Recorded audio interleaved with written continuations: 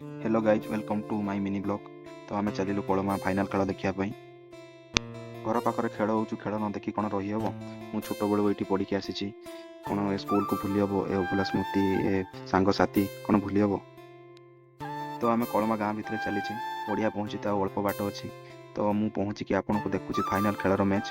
तो फाइनाली मुझे पड़िया पाखे पहुँची जाइए। तो देखु केते लोक बसिकी मजा नौ खेलर काम दाम छाड़ी। तो भाई मैंने कोलमा और साहुपड़ा फाइनाल चली बहुत इंटरेस्टिंग खेल। देखा जाऊ फाइनाल किए नौ कोलमा ना साहुपड़ा।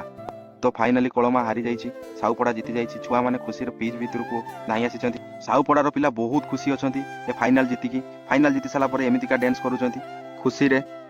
तो भाई मैंने आम फाइनाल मैच देखी सारी हाट को पलि आसिले दहीबरा खायापी। तो दुखर विषय आमको दहीबरा मिलानी दहीबरा वाला आसी ना।